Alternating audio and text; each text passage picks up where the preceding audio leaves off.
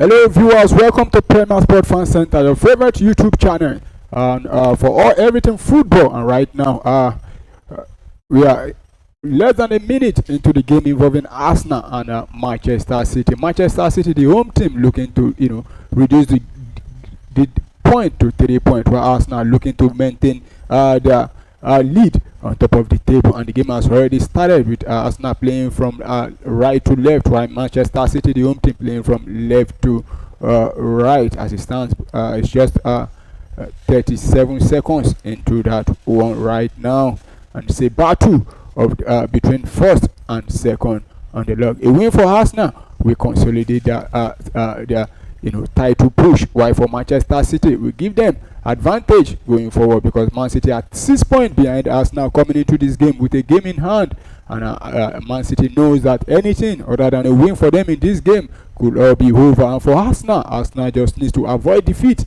in this game. If they can do that, the advantage is still purely on Arsenal's side. So let's see how it goes. Here comes Manchester City now, but they will go back. Let's quickly take a look at the lineup for both teams. Man City, the home team, playing a 4-2-3-1 formation.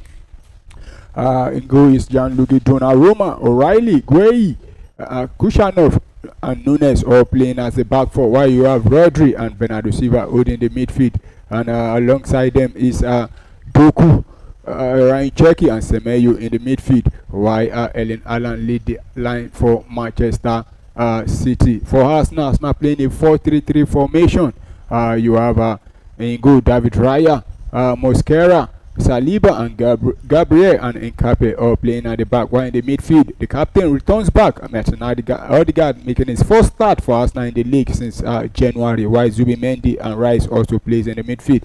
And the three-man forward for Arsenal, Noni Madueke, Kai Havertz, and Ebirichi Easy, all leading the line for Arsenal. So viewers, you can join the conversation in the comment section. Let us know your thoughts regarding the lineup. Do you think both teams get spotted? For Man City, this is a back-to-back, back-to-back starting 11 for them. The season starting 11 was the one that played against Chelsea. But for Arsenal, there's some changes to the team that played the last game in the league. So let us know your thoughts in the comment section. But here comes Man City now with Ryan Cherki. Is in front of him there, but decided to go back. See Manchester City with possession, finds Semenyo now for Manchester City. See Man City. I think that should be a goal kick rather than a corner. Yeah, so goal kick to Arsenal. Declan Rice doing the defensive work there to win Arsenal that goal kick. And the camera's showing Pep Guardiola, who looks a little bit worried. He knows that anything other than a win in this one could mean the end for them. And Arsenal almost concede a goal there from that blunder there. Ellen Allen charging down David Raya after Arsenal tried to beat up from the back there, but he managed to clear that one out for safety to throw into Manchester City. I think Arsenal needs to just be very careful and not avoid anything mistake in this one, because Man City are very good when it comes to punishing teams from making mistakes at the back. And we saw Arsenal last game in the league against Bournemouth. The 2 goals they conceded were due to some mistake. And here comes Man City, in the ball deflected there, and Man City, oh my goodness, the ball actually hit the woodwork there. Man City almost getting this opener there, but Arsenal will try to turn defense into attack now with Noni Madueke and the pass there, but that was a wasted pass there from Noni Madueke. And the referee today, Anthony Taylor, is a man in the middle of the pitch there. Man City, Arsenal looking very fragile right now. Gabriel trying to galvanize the guys there. A replay will definitely give us a better view of what happened there. And you could see David Raya was down on the floor. There was an handball there. Oh, there was actually it actually come off the hand of Gabriel, but that is in a natural position and deflected, and the ball hit the goalpost there straight to David Raya there. That could have been the opener for Manchester City, but the woodwork there coming to the rescue for Arsenal, and Gabriel also standings third there. So corner kick to Arsenal. Noni Madueke to take the corner kick for Arsenal. Arsenal, can they get the scoring in this one? Gabriel forward. Also Declan Rice and Noni Madueke will send that one down. Oh my goodness, that will go out for, I think that should be another corner kick to Arsenal. It was Zubimendi who actually connected with down, but there was a block from a Man City player, so it's going to be another corner kick to Arsenal.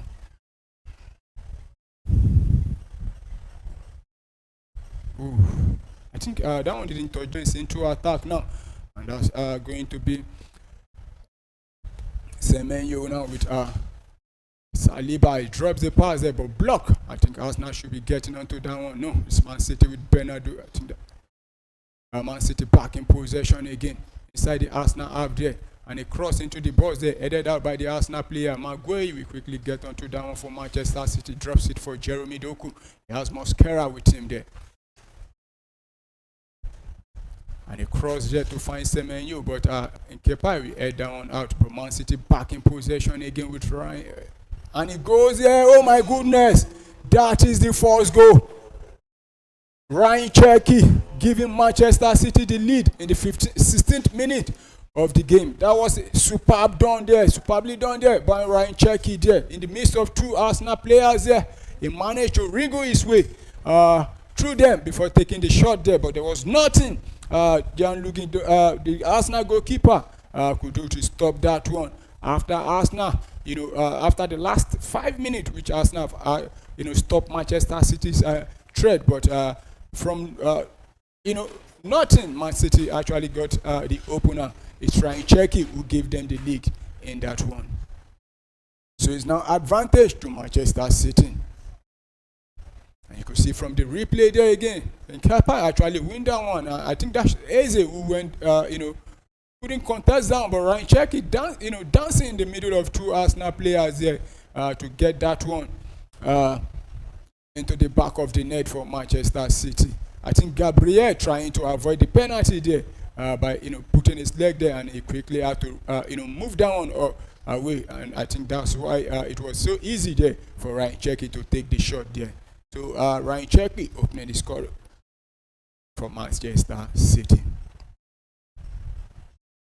And you could see Pep Guardiola happy with that one there, pointing to the sky saying thank you. So play will restart again now, with Arsenal starting the replay, but giving the ball away straight to Manchester City. Throwing, Man City quickly takes the throw in and sends it to Donnarumma, who makes a mistake there. And guess what? Arsenal have equalized. It's now 1-1. Kai Havertz.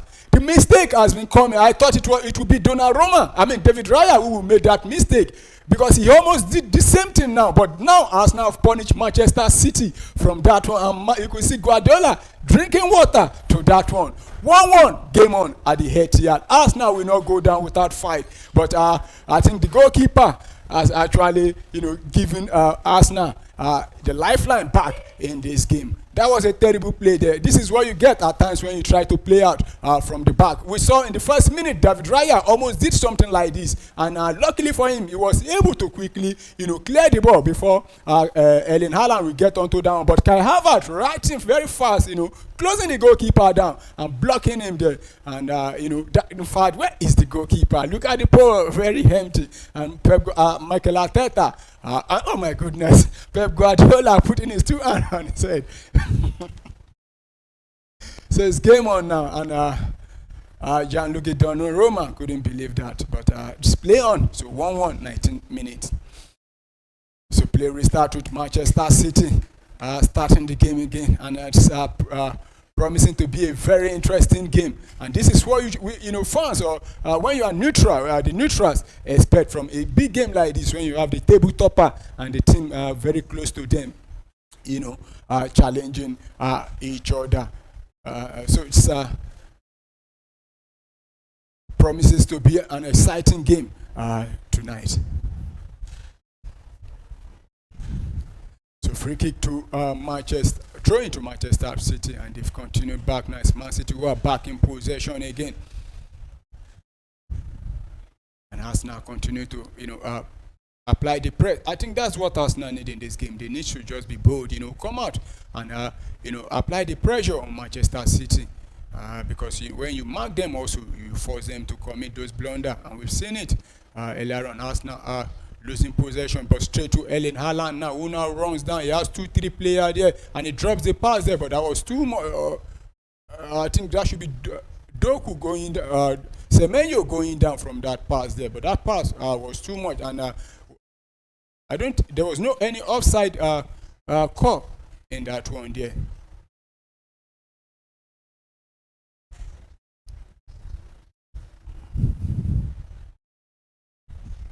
So Arsenal now, David Raya, we go long there, try to find Kai Havertz, and Havertz brings that one down beautifully right there. He drops it for Nkepai there, and Nkepai will send that one straight to Noni Madueke. Madueke has O'Reilly there with him.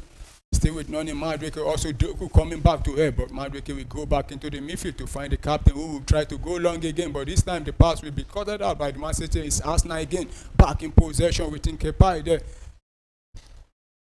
And, oh my goodness, that was a terrible cross from the Ecuadorian defender there. So goal kick to Manchester City.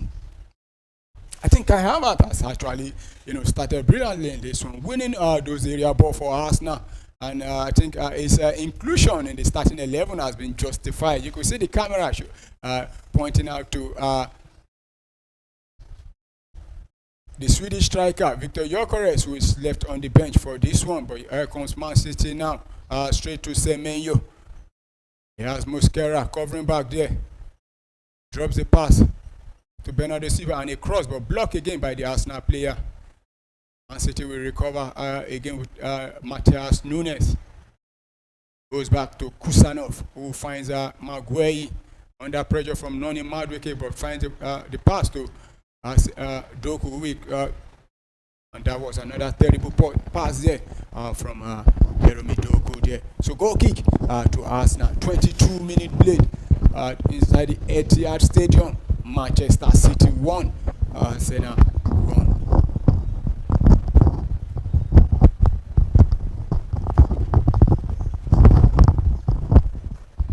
You can see the Manchester City fans looking a little bit worried. Some of them starting to eat their finger. Only time we're there, who will be victorious in this one. I think a draw for Arsenal in this game will be seen as a victory for Arsenal, but for Manchester City it will be seen as a defeat in this one. And a win for Arsenal will be a bonus. And another long ball there from Arsenal. Man City will head down, and Kusanov will clear down out. Arsenal head back again, straight to Eze now, who is in possession, and a do a 360 there to hold on to possession for Arsenal. Still with the Berechi Eze, he drops the pass there. It's still Arsenal, and Man City will clear out again, and straight to Arsenal. Saliba to Mosquera. Still Arsenal in possession. Odegaard back to Mosquera. We go back. Arsenal have all the City players inside their own half. I think that is where Mikel Arteta we want all the Manchester City players to be inside the City half, and Arsenal still holding on to possession, but Manchester City trying to push Arsenal back now into the Arsenal half there. Right, so this match is going on between Arsenal and City right there, and Apollo. Yeah, the game has been going on, and when we the dog actually joined us a couple of minutes ago. The dog, you are welcome. It's the the big game that a lot of fans has been expecting, and the game has been living up to expectation. So, what's your take regarding the first 23-minute play so far? So this is like the decider, right? And a lot of people think this might just decide who wins and who doesn't. And to be candid, I think Arsenal is ready for this. And if Arsenal doesn't get a point from this, they might as well be digging their own grave from this particular one. And thankfully, as it is, City will go ahead and score. And saw how City had that beautiful goal from virtually a solo effort by Cherki there. But Arsenal will also put pressure on the defense to get their own back. And I think that's fair enough. And so far, so good. I think this is going to be If you ask me, I think this might end in a tie. And I think a tie is good enough for Arsenal. Well, I think for Arsenal, anything other than a defeat in this game is actually good enough for them. So let's see if there's still about 60, talking about 70 more minutes to play. Let's see. No, less than 70 more minutes to play, including the second half. If Arsenal will be able to hold on, the Man City, they are looking a little bit relaxed right now, but Arsenal are holding the shape. You will see almost all the Arsenal players putting the work there. Even Kai Havertz, who a lot of people usually thinks is a little bit lazy, but you see how he has been running, and kudos to him for closing down Donnarumma in that position. So let's see if Arsenal will be able to get anything from this one. And getting that unexpected goal. So I'm sure we've gone through the list of players. Yeah. The players are Man City unchanged from the last game they played in the league, while Arsenal made a couple of changes, bringing back the captain Martin Odegaard, who is making his first start in the league for Arsenal since January, and also Mikel Arteta decided to go with the young Spanish player as a right back, sending him to play as a right back rather than Ben White, and also the decision to start Eberechi Eze in the as a left winger in this one for Arsenal. So Arsenal made some changes, and so far it has been paying off for Arsenal. Right, so we get Arsenal on the ball now. City recover the ball. I think possession will be in favor of City as we speak. We know City to hold the ball. They always hold the ball, and we should guess it should be around 65-35 or 60-40 or 55-45 thereabout. But we'll tell you that shortly about possession as it is. Yeah, 60-40 more like. City holding up to 60% of the possession, while Arsenal is doing 40%. Of course, we expect City to do more of the ball. Arsenal has been playing more of, should I say, attacking intentional football rather than possession football in recent times. They actually don't care much about how much possession they hold rather than how many goals they can get. But City are staying true to their colors.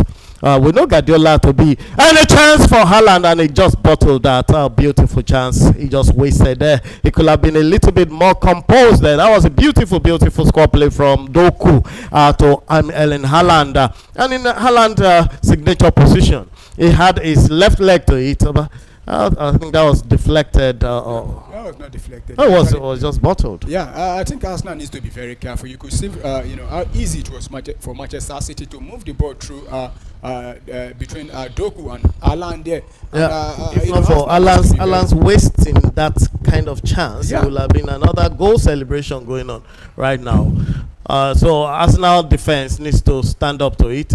What happened to the strong defense of Saliba and Gabriel? What happened to them? Recently, they've been opening up and conceding goals. It wasn't like that in the first part of the season. Yeah, and I think it's as a result of I won't say too many games, but both players, you have to give them the credit. For some time they've been very consistent for Arsenal at the back there, but right now the Arsenal defense, more especially when you have the left back and the right back being changed every week, and it continues to disrupt the rhythm between the two teams. But despite that, you could still see the hunger in both players.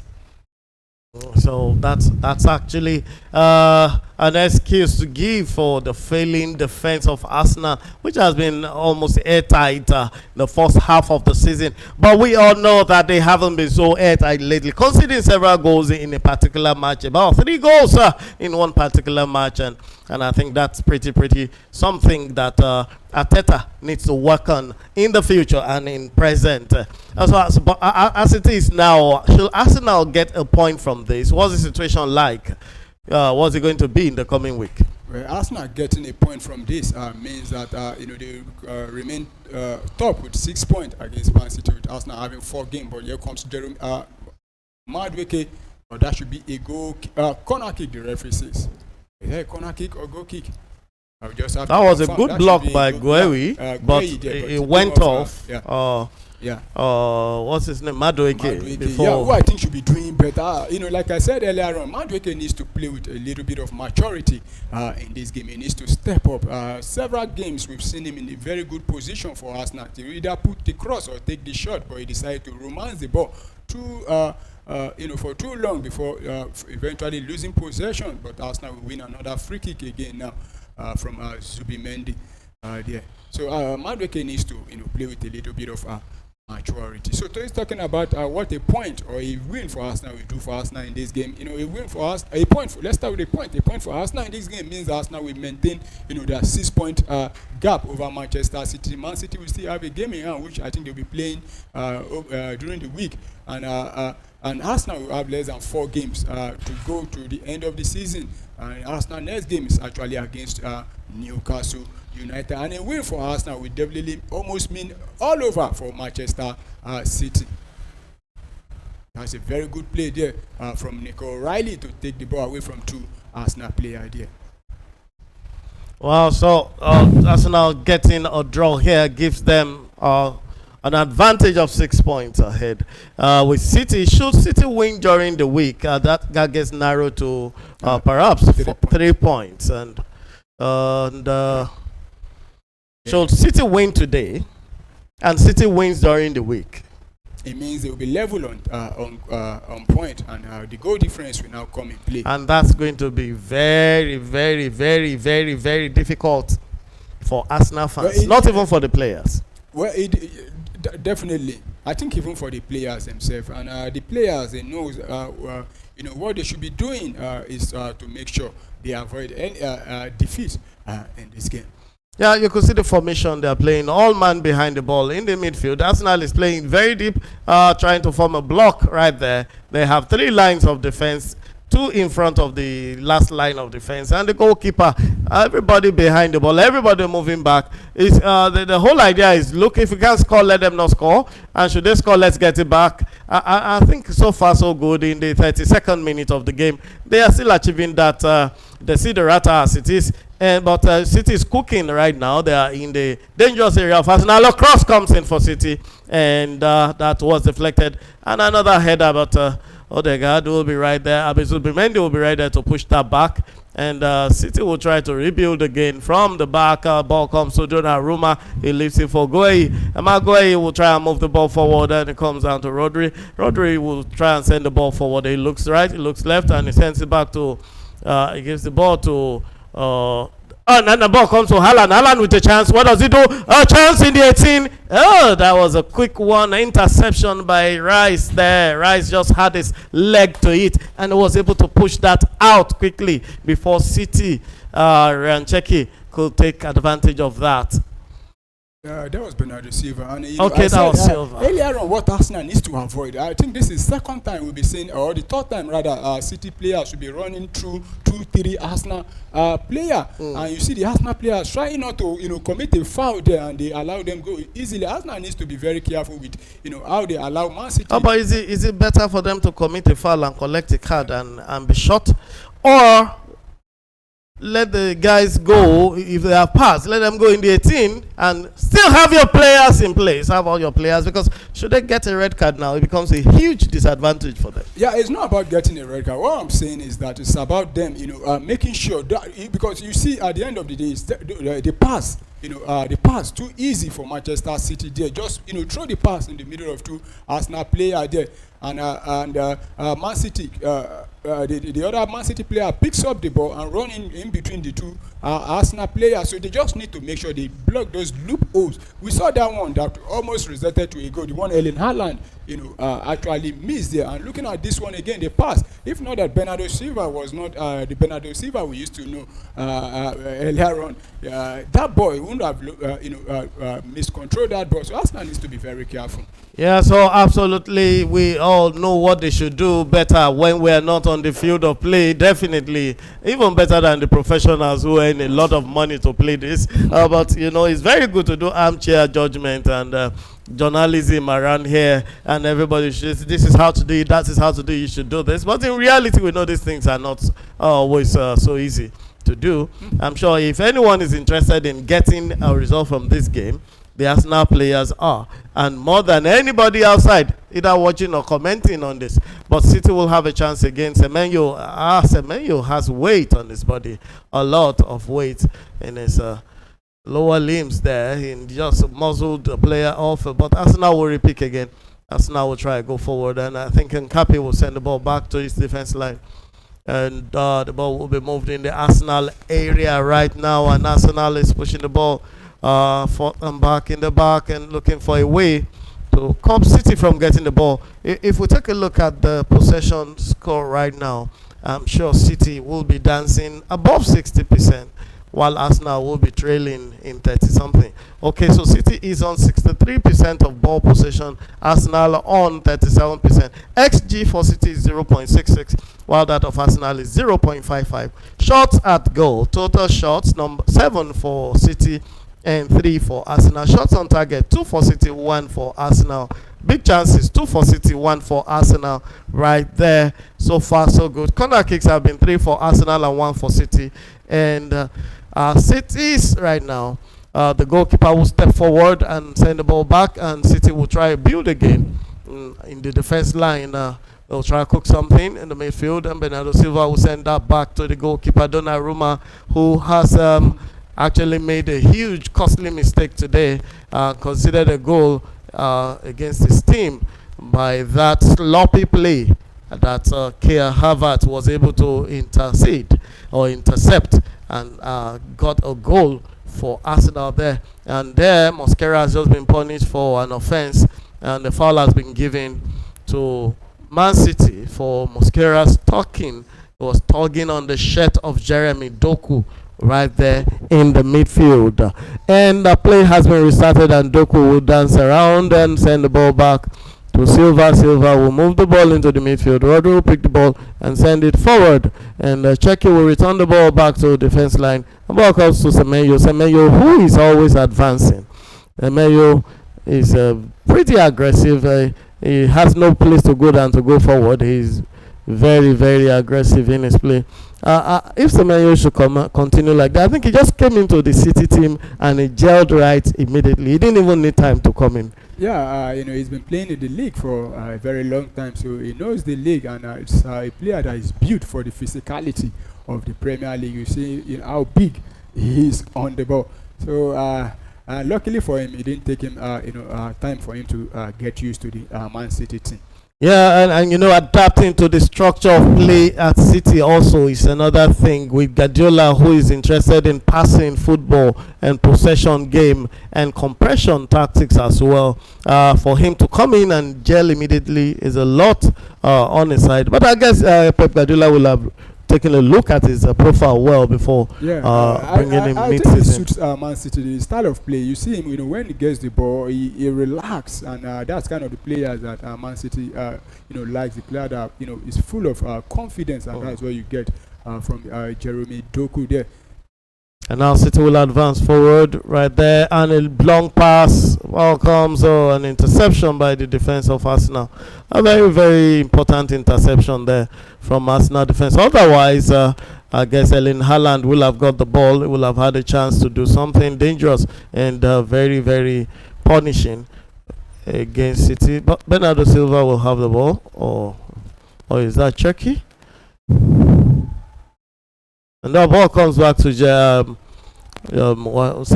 Semenyo will send one, but it was too heavy, way too heavy for Cherki to pick up. And the ball goes into touch for a goal kick for Arsenal Football Club. And just right here while we're looking at this, let's talking about Erling Haaland. Most of the time, if he doesn't score, you don't get to see him in the game. Look at him fighting Gabriel there. Both of them are talking and fighting. There's a battle ongoing between Gabriel and Erling Haaland. No, but that's the best way to frustrate him. Yeah, and the referee rightfully allowed both of them to continue while the game continues. So the Arsenal defender just needs to be very careful.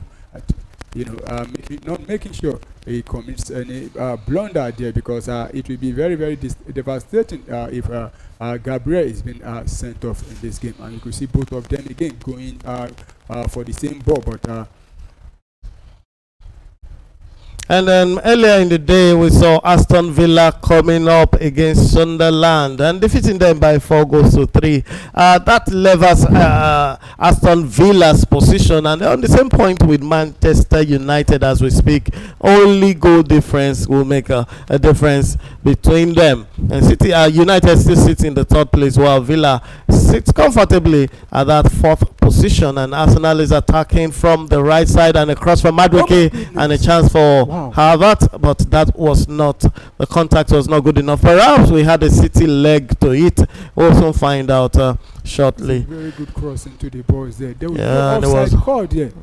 Yes. Is it a goal kick, or we just have to confirm? A very good cross into the boys there. I think it was the City player there that was intercepted by Kushanov right there, the central back of Manchester City.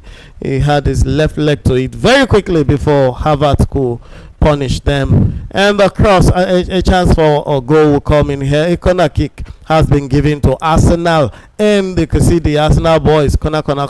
They are all at the corner waiting for that, their special thing, and putting pressure on the defense and the goalkeeper. And the ball has been nodded out, and Madueke will have another chance to cross. What does he do? He tries to dribble instead, and he's almost slipping. He releases the ball to Odegaard, who will send it back to the center, and the ball will come down all the way to Nkapi, and to send it back up, and Arsenal will have a chance to build again from the midfield. A longish one back to Madueke. What does he do? He does not stop the ball. Invariably, the ball was rather too long or too heavy for him to control, and goes into touch out of play. And the game has been stopped for a throw-in awarded to Manchester City. Now we're looking at the first and second place, and we have only right now, after this match, we'll have only 3 or 4 matches to play, if I'm correct. Yeah, this is 33. Yeah, Arsenal will be having 5 games left, while City will be having 6 games. Okay, so a lot can still happen in 5 games, don't you think so? No, just have to correct that. I think yes. Just have to correct that. I think Arsenal should be having probably. Bernardo Silva with a chance. Oh no, Cherky. Semenyo! Oh my God, the shot was blocked. Oh boy, that was a heavy, important block. A heavy one, very important. Bernardo Silva created a beautiful chance, and he just positioned the ball right in the path of Semenyo. Has Semenyo taken it? Oh boy, and he did. He took a one-time shot, but it was a bit too slow to get to the shot, and Nkapi will put himself in the way. And I hope he didn't put his future generations in the way, because the position of the ball in the middle of his thighs meant he could have hit the wrong place had he gone 1 or 2 inches up, and his future generation might have been hampered, or his children might have been punished for that, but it didn't happen. Now Silva will have the ball and plays around, and cross will come to Semenyo. Semenyo crosses immediately, and another corner kick has been won by City here. City has won another corner kick. Semenyo is doing a great work here, and so is the defense of Arsenal. I think the defense of Arsenal is doing a lot more work here, because possession is now 38% and 62%, and XG still remain the same. But I think City has a better hedge at the XG. They have a chance to score. And should Erling Haaland put a head to us? Oh my God, that was going right into the net. But there was too much tugging and pushing and pulling there. The referee has blown his whistle for an infringement on the defense of Arsenal, particularly on Saliba right there.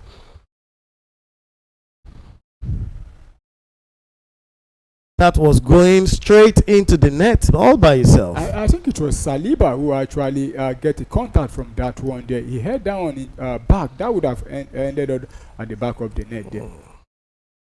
Oh, but thankfully the referee has also blown his whistle for an infringement. The free kick has been taken, and Arsenal has possession of the ball. However brief, maybe Semenyo will take advantage of the ball again, sends it back to Donnarumma, the culprit of the first goal. The culprit of the first goal for Arsenal. Eberechi Eze. That's Okay, that's Madueke. Yeah. Madueke in the center, returning the ball back to defense, and just like we were saying earlier, and just a few minutes earlier too, Liverpool has just got 3 points to move up the ladder again, and Liverpool just won the game, and they are still sitting behind Liverpool. I mean, behind Aston Villa, Aston Villa is on 58 points, and Manchester United is also on 58 points. Goal difference between them: City United with 13 points, Aston Villa with 6 goal difference, and Liverpool trails them with 3 points at 55 points. Chelsea is far away at 48 points, number 6. And same points with Chelsea, Brentford, and Bournemouth, 48 points apiece, each of them. And so far from Liverpool at 55 points there, about 7 good points in between them. As it is right now, 1-1, and point shared between City and Arsenal shows City at 65 points and Arsenal Football Club at 71 points. Should it end this way, Arsenal still maintains a 6-point advantage, just as they started before they started the game. Arsenal will have played their 33rd game, with City playing 32 games, still with and that chance has been thwarted. Arsenal had a chance there, but it's been thwarted, and City collect the ball. City moves forward with the ball as it is. So the game is still on between Arsenal Football Club. Earlier we also saw Nottingham Forest and Burnley. Nottingham Forest putting 4 behind the goalkeeper of Burnley. 4 goals in the post against Burnley, and that gave Nottingham a little edge there.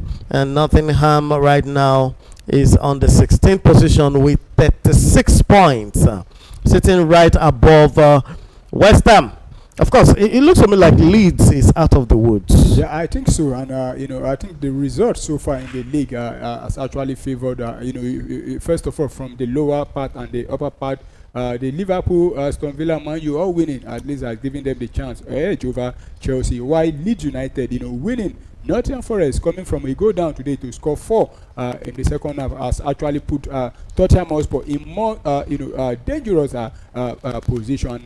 Now Nottingham Forest, I think, are now about 5 points or 4 points ahead of 5 points. Why West Ham, who will be having a game in hand, is I think 1 point above Tottenham Hotspur. So Tottenham will be praying that West Ham lose their next game tomorrow.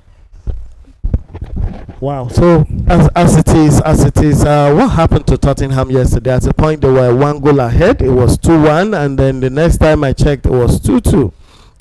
What do you think is going on in that particular one? Yeah, I think Tottenham, I think they are destined for relegation. So far, they are destined for relegation. They still failed to win any of their game in the whole of 2026 in the league. They've gone 15 games without a win. A team like Tottenham Hotspur shouldn't be going 15 games without a win. That is why I say I think they are destined for it. When you are destined for relegation, there's nothing we do that will work. They actually got the second goal, which that gave them 2-1. I think in the 88th minute before Danso make blunder in the 90th minute plus. So that's how it works. When you are destined for relegation, you do even when you are the last seconds to escape, you still find a way to put yourself back in that. So for Tottenham, they have 5 games to play.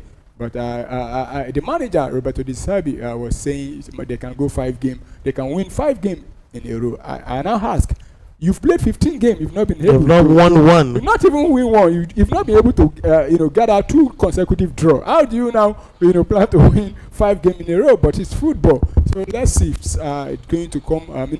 If it's going to, I hope it's part of his 5 games was not yesterday's game. No. It's not. How are they going to win 5 games in a row when they haven't won 1 game in 15? They have now. They have the likes of. I think they'll be playing United. I think. Chelsea in that in the mix also, and including I think Nottingham Forest also, who is also battling for relegation. So it's going to be a long season for Tottenham. That remaining 5 games, we feel like 100 game for City Tottenham fans, because they feel like they should just restart, because at the moment now it will be a very big blow for a team like Tottenham Hotspur to exit the Premier League and go to the Championship? It will be very bad because very, very soon on the 26th of 18th of April, they played Tottenham, played Brighton, drawing 2-2, and on the 25th they will be facing Wolves away at Wolverhampton, and on the 3rd of May they will be away also to Aston Villa. Can they beat Aston Villa at home at the Villa Park? I don't think so. And then they will also be going hosting Leeds United, which has been surprising, going to United, the theatre of dreams, to put United boys and Bruno and the rest of them to shame. Those ones will now go to White Hart Lane and not. I think before they play Tottenham, probably Leeds United might have been on like 8 or 10 points ahead of Tottenham. So by then, they might not need the game anymore, and they can even make it easy for Tottenham Hotspur. So I think Leeds will be very happy that the next game is not against Tottenham Hotspur. And Chelsea also will be hosting Tottenham, and they defeat Chelsea that has been losing. Would Chelsea want to lose to Hotspur at the Stamford Bridge? I don't think so. Everton, they will be hosting Everton also. I don't think they can win these matches. I think in all these matches they have only one that they can try and get a win, and that's against Wolverhampton. Even Wolves, Wolves, they have nothing to lose. They can decide to, be the team that will eventually. They can play a B team and give some young boys an opportunity to play in the Premiership. And the young boys will decide, let's take our own. This our. Yeah, they will try, but experience and abilities will come to play here, and who wants it more will eventually matter. So I think Tottenham, as you said, is destined for that Division 2. They might likely go to Championship, as they are, because they are not looking good at all. And Nottingham Forest has just pushed its way up to number 17 and number 16, as it is, leaving Tottenham in 18 and West Ham in 17. And as it is, I don't know. I really don't know. I think the Hotspur boys are going to suffer and run. And the challenge with going into the division, the Championship, is they're going to lose some players who want to remain in Premiership. Well, I doubt that, though. That even if they escape, I think they will still lose some players. Players like Romero, who has been, wanting to leave for about couple of seasons now. I don't think Tottenham escaping relegation will keep him there. And there are some few players also that even though they escape relegation, that we want to leave. And I think if they go down to the Championship, that might even want to motivate some of those guys and say, you know what, we did this, we took this team down. Can I just wait for a season and see if I can? I don't think players think that way. Some do that. We see with Newcastle United, when they went down, including with the manager Rafael Benitez, he went down to the Championship with most of their key players. And they came back in the first time of asking. So, Tottenham going down, if they can maintain their players, and I think even though they go down and they couldn't maintain their key players, I think Tottenham have the money to be able to, get the players they will need to, bring them back for the first time of asking. Okay, so that's a Tottenham story. But how about Liverpool? How is Liverpool feeling right now? How do you think Salah? I know Salah is definitely leaving this season, ain't it? He would definitely leave at the end of the season. But how would you leave trophyless on that particular season when you're going to leave? And Liverpool struggling to be in top 4. Yeah, I think they'll definitely. They might not make the top 4, but they will be able to qualify for the Champions League. Because this season in the English Premier League, anything that finished 5th will top 5, the top 5. So, but for Liverpool, I think. But they will have to play hard to remain in top 5. Yeah, that's what I'm saying. Because you have 4 teams breathing on their necks right now. Well, I think 7 points in between them. Yeah, and, Chelsea and Brentford and Bournemouth. And I think we should just take Chelsea away from it. I don't see how Chelsea will end. Above Liverpool come ending of the season. So that's where. But so did we see how Man United will come to number 3. Well, 10 matches away. Yes, but you could see that as at then when Man U were fumbling, they were still about 15 games or more. But right now you have less than 5 games, and right now Chelsea is not performing. They've lost form towards the ending of the season. Whereby Liverpool now they are out of the league. I mean, they can no longer win the league. They're out of the FA Cup, they're out of the Carabao Cup and the Champions League, so they have just one game left. I mean, only the league to be fighting for, whereas Chelsea still have the FA Cup to play. So it's not left for the Chelsea manager to prioritize either, trying to win the FA Cup or find a way to get your boys into the Champions League position, but which I think is even very, very difficult now for Chelsea to do. The best thing they could do is, try and see if they can win the FA Cup to save, face, because the season has actually gone from bad to worse for them. At the time, they were about 10 or more points ahead of Manchester United. Then Manchester United were even sitting around 8 or 9. 13, 12 or 13. Yeah. And right now, Manchester United, I think yesterday's result should put a lot of pressure on the Chelsea board, the players, and the manager itself. So what's Chelsea going to do? Sack the coach again? Well, if it comes how many coaches in a season? Well, I think this should be the second. They laid manager, Maresca off for this guy. Yeah, and so Rosenio doesn't seem to be making any. I think they made mistake. They appointing Liam Rosenhoff in the first place. I don't think that's the caliber of manager Chelsea should be going from. He's still a baby coach, if you ask me. The experience is not there. A lot of fans, more especially some Chelsea fans, they were happy when they sacked Maresca, and they keep on reminding us that Liam Rosenhoff is a very good coach, which that he has been taking Strasbourg to top of the contesting for the league, and is playing a very beautiful football. But Chelsea is quite different from Strasbourg. Strasbourg, we know a lot of people will say they play in the French league. They call it the Farmers League. You can't compare the Premier League to the the Premier League to the French League One. And I think since Liam Rosenhoff come to Chelsea, he has made Chelsea worse than the way they were under the former manager, talking about Enzo Maresca. So we actually saw those fixtures happen today, and we thought you should just know what's going on aside from City and Arsenal game going on right now, or perhaps going down right there, the Etihad in the city of Manchester, an old city in the United Kingdom. And also we experienced some changes happened at the let's take a look at the Bundesliga. We saw Bayern Munich going 3-1 above Stuttgart at halftime, and yesterday we saw Dortmund losing right there their own match, and what it means is the gap between Bayern Munich and Dortmund is over 10. In fact, it's about 15 points. I think Bayern Munich should be presented with the trophy today, because earlier on today, I think I saw the Bundesliga trophy. The name of Bayern Munich has been printed on it, and it was confirmed even a week ago. If eventually Bayern Munich win the trophy, they have to find a way to print Bayern Munich name on it, because I think the new trophy now, it has is it limited space, but they find a way, and I think after this game today, they should be presented with the trophy. Well, the trophy, so Bayern Munich is declared officially the Bundesliga champions once again.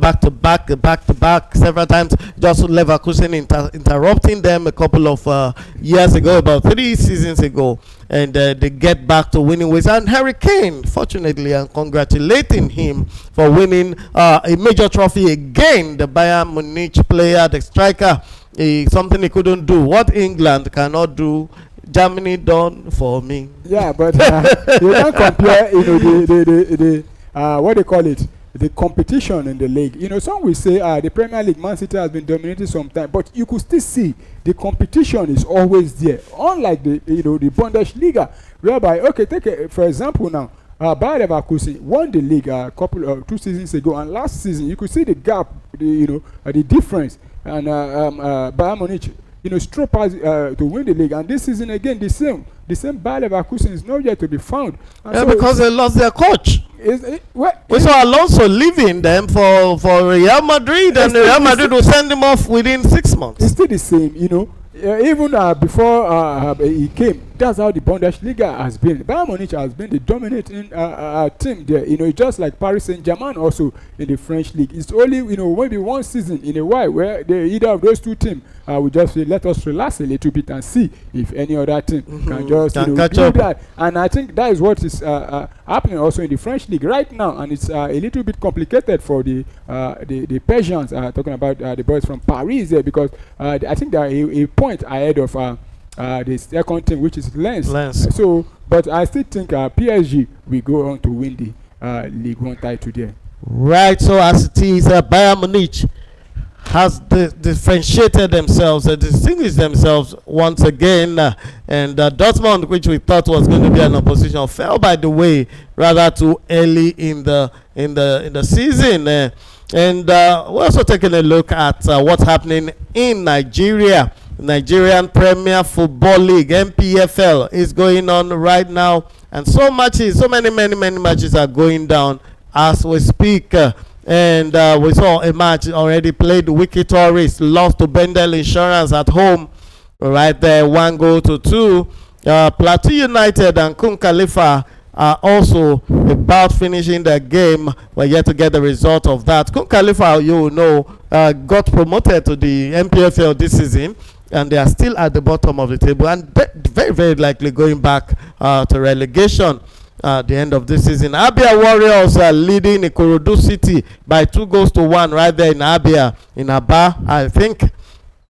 And Ikorodu City is on 1 goal against Abia Warriors 2.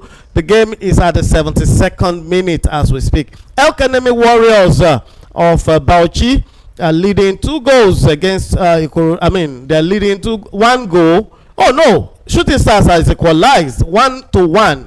Right there, Shooting Stars Football Club of Ibadan has just equalized against El Kanemi Warriors. So it's 1-1 there. Game on, 73 minutes of the game.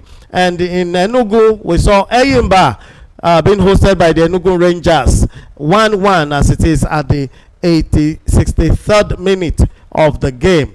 And also, right there in Remo, in the city of Ikene, we see Remo Stars hosting Niger Tornadoes, and Remo Stars leads by 2-0 right now. The game is at the 67th minute, and the goals were scored by Mboma and Adedayo. That's it for the Nigerian Premier League update. And we'll go back to the stadium right now at Etihad. Join us and put your comments, put your words in the comment section. Join us and put something there. Let's know what's going on. What do you think? What do you think the outcome of this game may be? And how do you think this may play out? Can Arsenal go ahead to take 3 points here? Or City will likely upset Arsenal in the challenge for the EPL? As it is, Arsenal has a hand on the EPL, but City can actually tear one of their hands off, because should City win today, the margin is reduced to 3. And as it is, City wins during the week, the margin is actually diminished in points. We now start looking at goal difference, or whoever wins or loses, or whoever blinks first. So put your comment in our comment section. This is Premier Sports Fan Center. You can reach us on Facebook or YouTube. Just type in something, say I'm watching you from so location, and I think this is what's going to happen. My name is Yinka Adebuya, and here is Paul, and we're anchoring this watch along show with you, and we'll begin the second half shortly. The players are back on the field, and City will be passing. They'll be playing from the right side of the field to the left. So if you don't have your TV to watch, just stay here with us, and as we run the commentary. Paulo. Yeah, and the game has just kick-started with Bernardo Silva kicking start the second half, and Man City will go long, but there was a substitution being made at halftime. Arsenal made the first substitution, bringing on Gabriel Martinelli for Noni Madueke, and it was a little bit surprising Madueke starting in this game, because the last game he actually went out due to an injury, and so far in this game we didn't see him pick up any injury. I think the substitution should be due to some tactical reason, and Madueke I was saying earlier on should be playing with a little bit of maturity. I think that is what Mikel Arteta actually saw, but we just hope it's not due to injury. So Martinelli will be playing the remainder of the 45 minutes for Arsenal. Now, I think in agreement with what you said, Madueke was not taken taking the responsibility very seriously. He was dropping it for others too quickly, because you expect him also to take some shots, decisive movements, and possibly do what Ryan Sheki did. Yeah, Ryan Sheki, he's a very good dribbler. He could dribble his way in. Yeah, I think he had the opportunity of also going through the middle of two Manchester City players, but he did that. But the problem was that the end result, at the end of the day, he actually couldn't make anything meaningful from that one there. And we've seen him several times, where he's been put in a very good position, but only for him to childishly waste the ball, or give a wrong pass. So I think the manager is right to remove him. We just hope that the person that come on to replace him will actually play better than what Madueke did in the first half. Now, but is it possible that Madueke is also losing steam? Perhaps he's not very fit and losing strength. Well, I think so. I was saying I was surprised seeing him in the starting 11 because he, a chance for Semenyo, and his cross was blocked by Saliba. Gabriel. And looking at Arsenal again, look at how they just lose possession, and look at how City quickly move the ball, and we just two touchdowns inside the Arsenal box there, and Gabriel standing tall there to block that one from Semenyo. I think the Arsenal players they should just have to be very careful. Don't give possession unnecessarily. I think that was Martinelli that just passed that one into the feet of the Manchester City player. So corner kick. Bernardo Silva will stand on that. It takes a longish one, a high one. The goalkeeper sends it away. A chance for City. A block by Arsenal, and another chance blocked also. But the referee has whistled. There was an infringement spotted, I think, against the referee. Against the goalkeeper right there. I think it was obstructing the goalkeeper by one of the City players, and the goalkeeper went down for it, and the referee has given a foul to Arsenal. Oh, you guys can breathe. You can actually breathe. Another opportunity just gone begging, and Jeremy Doku on the ball. He wants to dribble. Mosquera will say no and stops him right there. I think it's been a battle between both of them, Mosquera and Doku. And so far Mosquera is on a yellow card for pulling back Doku, and so far he's been able to at least neutralize the attack from Jeremy Doku. And we know Mosquera is not actually a right back. He's new to the league. He's younger. I think he's 19 or 20, and recently has been called to the Spanish national team due to his since he joined Arsenal. I think he has been relatively okay. He's a player for the future. So let's see how he go. I just hope he will maintain that his yellow card and not be too emotional when going to mark, and to avoid being sent off. And because Mosquera is a central back, and he's very, very aggressive. He's aggressive and very strong, very defensive. So it's pretty difficult for Doku to outrun or just outplay him anyhow, because he plays like he's the last man. Unlike or the way side backs play, side backs actually are not as defensive as central backs. But Mosquera is very, very strong here. He's been on his feet. He holds Doku with both hands and leg, and you could see Jeremy Doku complaining to the referee there that he was holding him. The referee had to intervene and tell him, "Don't worry, I'll give you some chocolate. Just allow him pass." But we saw Mosquera saying, "No, he's not going anywhere here. He's not going to pass here. If you have the chocolate, you can give him. Let him stop crying." Stop complaining. And Bernardo Silva on the ball sends the ball to his left back. The ball come back to Guehi will send it. A longish one from a chance for the ball was too heavy. Wow. His first touch was too heavy. Semenyo had a good chance coming from Rodri there. A long pass from Rodri, and we could see Semenyo not getting a first touch on that, and the ball just rose into the hand of David Raya. Got the touch, but the touch was too heavy, and David Raya,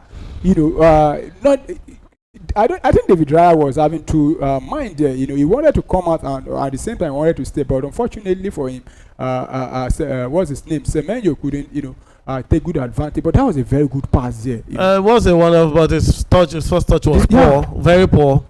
He rolled it right into the hands of the goalkeeper. Cherki doing his thing in the 18. And the chair said that was a wonderful interception right there by Arsenal. And we're still dancing in Arsenal dangerous area. Berechese had the ball. He played with it. And Doku, a chance! And David Raya got his hand to it. And right there in the city of Ikene, Remo in the Nigerian Premier League, we just saw Remo Stars putting the third into the net against I think El Kanemi Warriors. Remo Stars just scored the third goal against Niger Tornadoes.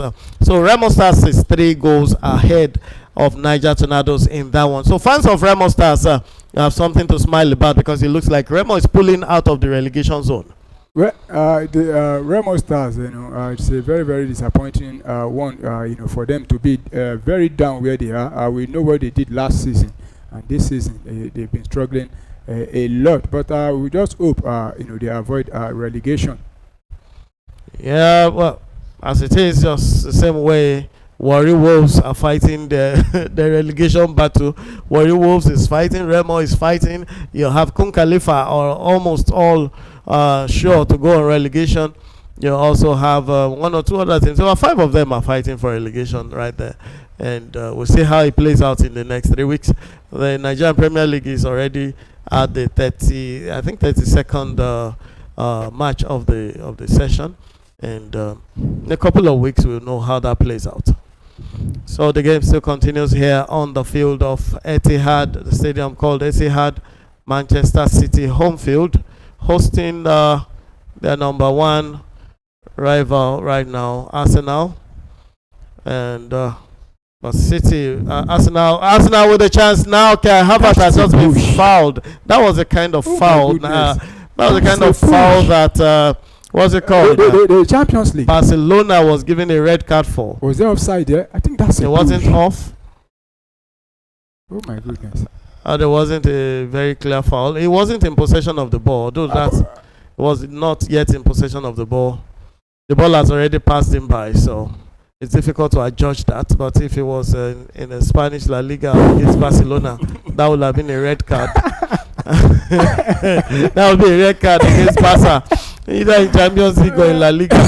Everybody's against Barca. I don't know why, but that is the way it is. Viewers, I think the duck is a little bit emotional. Yes, it's not just being emotional. It's a thing of precedence, because even the commentators actually said it on that day that kind of offense was happened just a day before or in the previous week in Champions League, and it wasn't. You could see the replay of that ball again. I think Doku was a bit offside. No, it wasn't offside. But that was a very good pass for him. You could see David Raya actually slipped. No, David Raya was returning, but his first touch was poor. You could see. Oh my God, he slipped. It slipped, but I think it was just the first touch for Semenyo. Semenyo had too much weight on the first touch. If he had the ball control closer, Arsenal would have been punished for that. I think the Arsenal players just needs to be very physical on the ball. You see how Man City has been using their weight on them. Earlier on, Eze, was Doku with a cross, a chance, and Arsenal collected. Odegaard on the ball tries to send a tricky one through, but City will recover quickly. City has the ball now. City will get the ball, and Bernardo Silva on the ball. And a longish one that will likely be Cherki. Actually have problems distinguishing between Silva and Cherki on the field. They seem to have the same physique. Yeah, I think what makes it also easier for us to identify quickly between Doku and Semenyo is because Doku is actually bigger inside, but you look at from far away they almost look like the same. I think Semenyo is bigger than Doku. Yeah. Oh, Martinelli. I wonder what he was protecting. He was the one with the last touch, and he was also protecting. He actually loses balance here. I think he should have, find a way to put his feet on the ball instead of allowing it to roll. So we saw Arsenal allowing the ball to go into touch, and the goal kick has been given to City. And City will play from the back, and one comes back to the left man, O'Reilly. O'Reilly will move forward, the teenager. Sends it to the middle, but Arsenal, Eberechieze will enter. They collected the ball from him, and Arsenal has another chance to build it. So Arsenal has possession of the ball, and Mosquera will send a longish one in.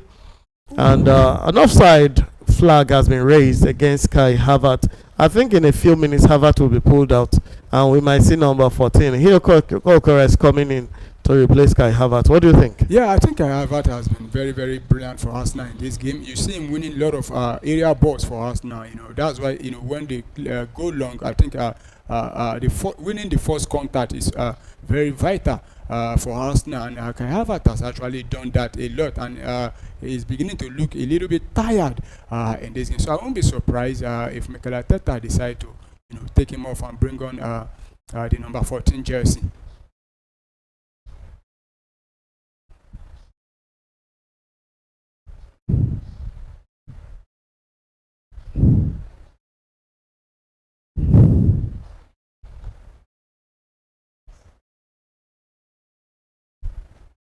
Across there for City, and that was blocked and put into touch for a corner kick against Arsenal, and City has a chance to take a corner kick. Bernardo Silva is really working himself out here. I think generally all the City boys are up to it. Yeah, they are up to it. At the same time, you could see the Arsenal defense not, giving. No, but I think Arsenal defense is up to it. That's why the goal line remains the way it is. I think it's Arsenal midfield and Arsenal attack that has not been doing a good job. Arsenal defense has been blocking them from scoring because City has been attacking massively. Absolutely. Yeah, definitely. But the Arsenal defense have actually stood third there, making sure they do their job properly. But in the meantime, Man City have a corner kick to take now. And a longish one from Bernardo Silva, but over the line for a goal kick. I don't know what Bernardo Silva is thinking. This is the second time. It was going to come into the back of the net. He tried that. I think it was in the first half. Gabriel Saliba actually cleared down. He wants to try it again. Yes, and it's good. It's good. Let's keep trying. Or possibly scored that kind of goal before. Well, it's been scored several times across our different leagues, so it's not new. So it's going to be goal kick, and we go long this time. And Man City win back possession. Arsenal battling for it, with City now back in possession again. City pushing forward. City still looking for a way to break the Arsenal low block here. Arsenal is putting up a very strong low block. And making sure that City doesn't go forward. And Eberechieze on the ball. He moves in the middle. He sends one across. Arsenal with a chance. Arsenal with. Oh my God! Arsenal with. Oh no! What a loss! What a loss! Ow. I was going to say Arsenal with a goal right there, but oh no! Oh no! City was resilient in the defense. Very resilient right there. There was a pass from Eberechieze across, and it was well received by Odegaard. Odegaard put one for Kai Havertz, and Havertz put a good leg to it, but Donnarumma was large enough. He actually made himself really large. He stretched himself wide and deflected the ball, and Kai Havertz will try again, but it was deflected by Odegaard into the legs of O'Reilly, who will move the ball forward. And now Jeremy Doku muscling his way forward. The ball comes to the midfield. Still Jeremy Doku moving forward. He has a chance. He puts one across, but it was too heavy for Semenyo to get to. In the middle of Arsenal defenders, two of them actually sandwiched him in the center. They actually held him right there. He couldn't go through. I think Jeremy Doku should have actually attempted to go through himself and taking a shot, because I don't see City taking so many shots from outside the area. They've been taking the ball into the area, trying to pass their way through, and it's not been working because Arsenal are always. Oh my goodness! Eberechieze. Oh Lord, what a miss! Denied by the upright there. Eberechieze with a good shot and a good chance to take Arsenal up. It was outside. It was from outside. I was just talking about taking shots from outside the 18, and Eberechieze just did that wonderful one.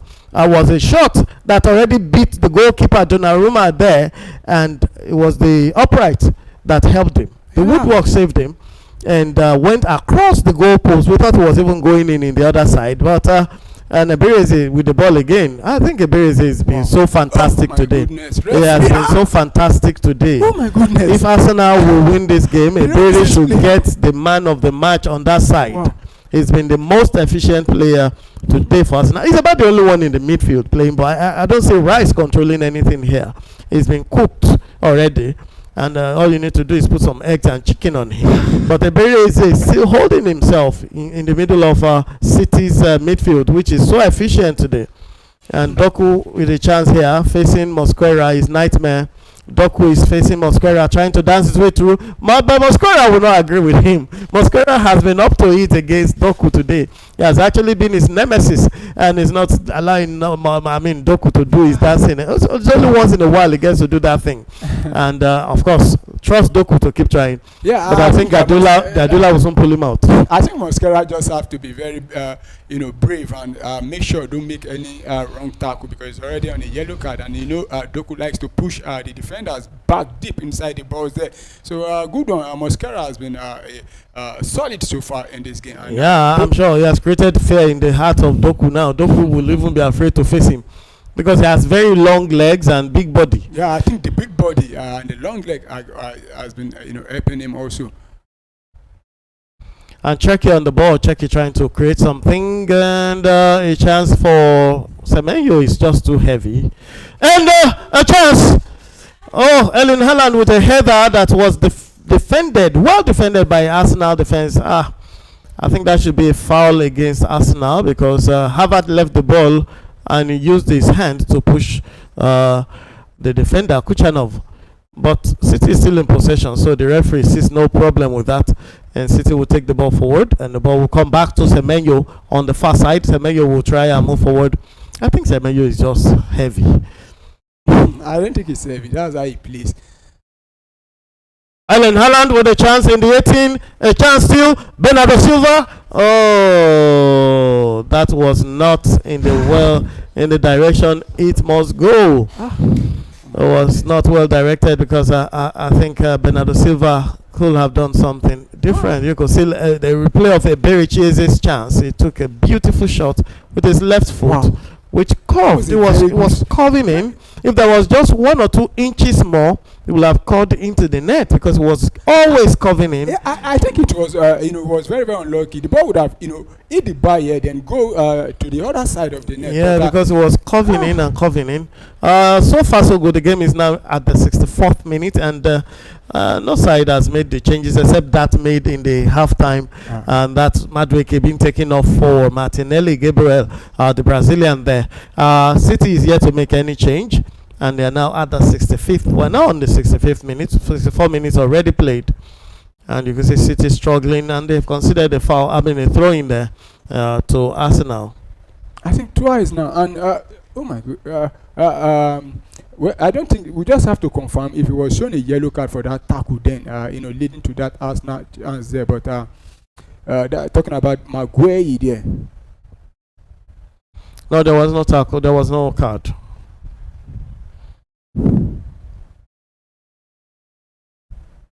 Yeah, he was shown a card for that particular tackle. Yeah, the referee actually allowed play to continue because it is a goal. Erling Haaland, Alani, as we call him around here, has found the back of the net against Arsenal. And oh my God, my analyst just lost his tongue. Oh my God, my colleague can't speak again. Well, Man City, okay, he's back. Man City, welcome actually, back, Paulo. From nothing. Paulo, welcome back. I've been on since, and you were off. Your heart stopped working for a brief moment. No. I've been on. I think Man City have just taken their own chance. They had this. They've had several chances. They've just taken one of several chances. This is the closest. They've had several chances. Look at Semenyo facing the keeper and pushing it too far. Look at Bernardo Silva. We're talking about shot on target in this second. Look at the chances. The one Bernardo Silva did not take well was just like this. he had the same chance, but this guy took his own well. They've had several chances. I think apart from this goal now, Arsenal have been the closest to getting the goal. What's the statistics? What's the statistics saying here for chances at goal? We just have to. I'm talking about. Let's just look at the whole match. Yeah. At the whole match. Yeah. If at the whole match, it's been City who dominate. Chances, total shots for City 13, for Arsenal 6. Shots on target for City 5, 3 for Arsenal. Big chances 4 for City. Okay, 3 for Arsenal. So they scored only 2. Yeah, and what I'm saying is that Arsenal have come the closest. We saw two very good opportunity for them, especially the one from Iberichi Eze and the Kai Havertz twice. That Naruma had to make save there. So I was saying earlier on that the Arsenal players just have to be very, very strong, and the both don't allow what kind of war is this going on between Gabriel and Haaland? Look at Haaland's dress has been torn, and the referee still couldn't find an infringement. Well, I think it's a battle between both players. No, Haaland's dress is torn. That means Gabriel has been pulling him that hard that his dress is torn. And you can't tell me it's a battle and somebody's clothes is torn. We've seen both of them going all over it since. And they've been doing that. That's not his. That is the underwear there. So, okay, so that is actually okay. So, but whose underwear is torn? It's Erling Haaland. It's Erling Haaland. Yes, because of the push and pull and push and pull. Look at his body. You can see marks all over his body. That's why. That's what you get as a striker. I don't think any defender would make it easy for a striker to go ahead and score. Yes, that's the battle of defense and attack. I think they'll have to change the shirt for him because look at it again. Take a look. Take a look. Take a look. You take a look. I think it's the same player going over it. It's just that there's serious wrestling going on there between Haaland and Gabriel. So you see both of them going forth and back. And it just happened that Haaland was the one that had the shirt torn. It could have been Gabriel also. But Gabriel has to be careful here because that kind can get him cards. Well, I think the officiating has been fair, if you ask me. Yeah, definitely. The manager, the referee has been, fair with his officiating so far. Right, so Erling Haaland got his third goal at the 65th minute, and Arsenal is now down by 1 goal. And as it is, we still have Manchester City doing more of the attack as it is. Cherki on the ball trying to get a corner kick into the area for City. And you see the waiting header of Erling Haaland, Jeremy Doku, Semenyo, and Gouei, and all of them waiting for that long cross. Should it get to them? And a very longish one comes in. Doku will try to get his head to it, but it's been pushed out for a corner kick. I think it was Mosquera that had his advantage taken. To my Arsenal fans, we still have up to 30 minutes in this game. Perhaps a little short of 30 minutes. And that was Saliba getting his head to it. But that was Mosquera complaining that Maguire was on him. But it's a corner kick given to Manchester City. Arsenal still under pressure. Perhaps this should be about the 5th corner kick for City in this game. So if you took a bet on corner kicks, I think this is the time to check. Quite a number of them that has been played. And a cross and a chance and a shot, and it was a wayward shot, and it was out into touch for a goal kick. That was Jeremy Doku playing with his weak foot. Yeah, that's actually City's 7th corner, and Arsenal with 4 corner. 11 corner kicks have been taken in this game. That's a lot. 11 corner kicks. This shows you the kind of attack both teams are taking to themselves. These are worthy first and second teams. Second on the log, really. Because this has been a keenly contested match. Taking a look at the XGs, 1.27 to Arsenal and 1.36 to City. Ball possession 62% for City, 38 for Arsenal, and total shots 15 for City, 6 for Arsenal. And City still attacking as it is. Shots on target 5 for City, 3 for Arsenal. Of the 5, City has got 2. And as it is, we also have corner kicks 7 for City and 4 for Arsenal. In terms of passes, we had Arsenal completing 74% of their passes, while City has completed 86% of their passes. Both sides have got a yellow card apiece as it is right now in this encounter, and the game has now come to the 71st minute. Effectively, we have about 20 minutes outside added time. Arsenal is playing the ball in their area right now, trying to play it out and trying to move forward. And Arsenal moving forward now in an advanced position. Arsenal trying to get the ball through, and a foul on Eberecheze by Bernardo Silva. I think the referee is calling him back for a yellow card or something. And it looks like Eze will be withdrawn anytime soon now, and because Arsenal are about to make a double substitution. Ben White and Leandro Trossard are about to be introduced. I won't be surprised if Eze is being withdrawn, because you could see him, he looks a little bit tired, but some will say that is how he plays. But let's see. I think but Martinelli just came on. I don't think Mikel Arteta will want to withdraw Martinelli. Probably Eze will be withdrawn, or the captain will be withdrawn. Then Eze will be coming into the midfield, and it looks like Mosquera will be going off for Ben White to continue the game. Okay, so as it is, Eze is going out. Is already but close. We just have to confirm after the free kick. Arsenal will wait after the free kick before making the substitution. So Arsenal has a chance to take a free kick. I think Eze is still on the field. Any chance for Arsenal? Oh! The referee is going towards the post. Oh my word! Is it a penalty? Another woodwork there, saving Manchester City. Woodwork again. That was the header of Mosquera against the body of the young man, the teenager. There was no handball there, so I think it was his body, not his hand. Was his body? Yeah, Gabriel, needing some clarification from the referee there. Yes. So throwing to Arsenal. Wow, that was so close. Arsenal with another big chance missed. I think Manchester City, the woodwork has come in play for them again. Perhaps they have bribed the woods. They bribed the upright and the crossbar before the game started and said, look, your hours work for us. If Arsenal had played the ball into the right place, the woodworks wouldn't stop them. And the game continues right there. And you can see Arsenal trying to push the ball out, but it should be a throw-in. And the change is being made. No longer the double substitution. Okay, the double substitution is still coming. And my guess, I think I was right with Eze and Mosquera. I think Mosquera coming off was because of he's already on a yellow card, and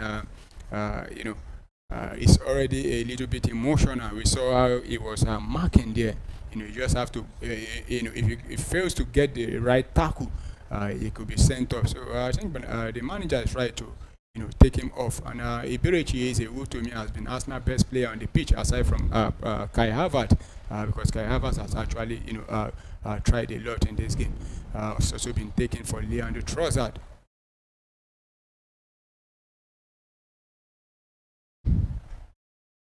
I think Kai Havertz has been very brilliant for Arsenal. Look at how he win the ball back there. Yeah, Havertz has been very instrumental to remaining in this position. And a cross came in right there from Ben White, but it wouldn't go much. It wouldn't go much further than Donnarumma. Donnarumma will have a hand to it, and the City is building again.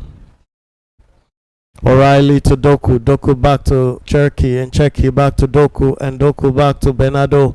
Bernardo Silva will give it to Rodri. Rodri will move the ball forward. Who does it pass to? He turns around, he spins back, and it looks so he's back. He gives it to his defender, and that will be Kushanov. And the ball will keep coming, and I think Silva will give it back to Doku. Doku will send it back to Guehi. Maguire will send a longish one, but I think it's too heavy for Haaland to catch. Yes, it is too heavy. Erling Haaland couldn't get to the ball. and the ball has gone into touch for a goal kick. A goal kick has been given to Arsenal, and you can see Arsenal hurrying up to take that goal kick. You can see Arteta signaling his players to hurry up with it, and you can see Guardiola telling his players to calm it down. And Doku with the ball, and I'll pass it again. O'Reilly on the ball from the left flank, and O'Reilly looks for who to give it to.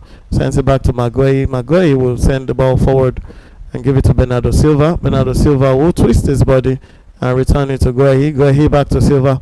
Silva creating something, is cooking something. Sends it back to Doku. Doku now has to face Ben White and gives the ball away to Maguire, and Guehi will give it back to.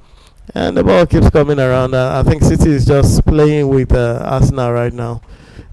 City has lost touch of the ball. Ben White got the better of it, and the ball has gone into touch for a throw into Arsenal. And let's take a look at the ratings so far for the players.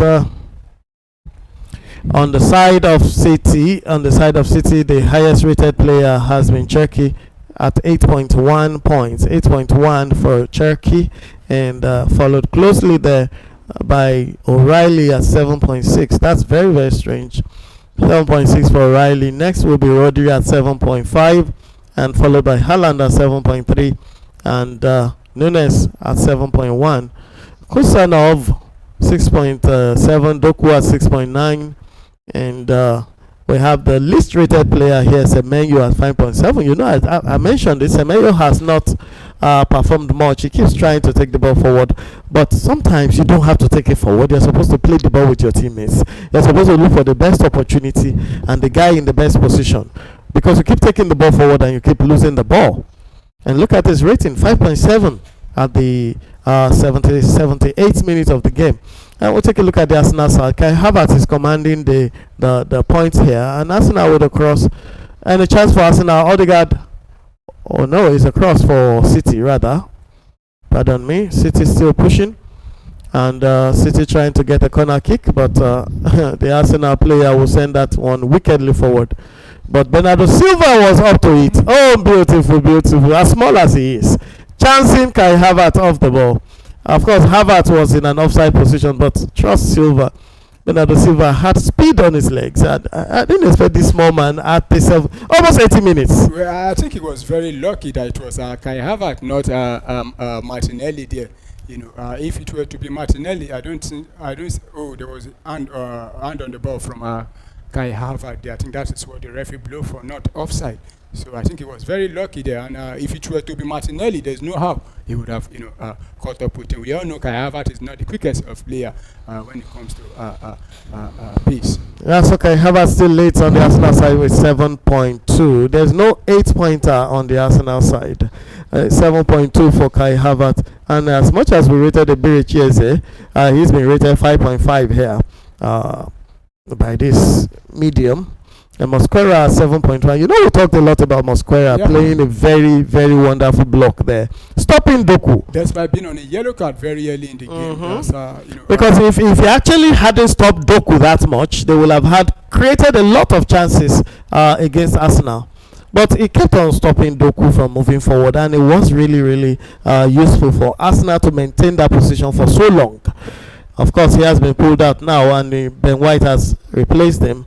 So Mosquera 7.1. Well done, young man. And then the rest of them on 6.4, 6.6, Zubimendi and Saliba respectively. Gabriel on 6.3 and Raya 6.0, as well as his opposing goalkeeper 6.0. So the ratings have not really favored a lot of this player. But I think Cherki and Haaland have got very good ratings, as well as Rodri. Rodri has also got a good rating here. So the game still continues, and we're now at the 80th minute of the game. City still bossing the game. Ryan Cherki on the ball right now. He's taking the ball to the corner flag. He crosses the ball away. I wonder why he did that. Yeah, he wanted to show both there. I think he missed. He didn't actually, I think he wanted to shoot against the player and win a corner kick. Yeah, as part of the show button, he just wants to do that. So go kick to Arsenal. And any moment from now, the number 14 jersey for Arsenal will be coming on. That is Victor Gyökeres, because he's been sent to the stand now to get the final instructions before coming on. And a new development right in Nigerian Premier League right there. Shooting Stars has got ahead of El Kanemi away, that in Bauchi State. El Kanemi at home scored one first, and Shooting Stars will equalize one, and now Shooting Stars is on the second goal. So it's El Kanemi 1, Shooting Stars 2 at present. We're still waiting for the final score. The game is still on, and it's still going on right there. And Man City with a chance, and Mendoku on the ball. What does it do? It chooses to go inside. It goes inside, tries to cross, but the block was there for him. And City will recover the ball through Maguire again, and Doku still has the ball, but he can't move forward again. Perhaps he's tired trying to recover from that run. And O'Reilly on the ball. The young man has been very instrumental in this game, pretty effective at helping City hold the ball.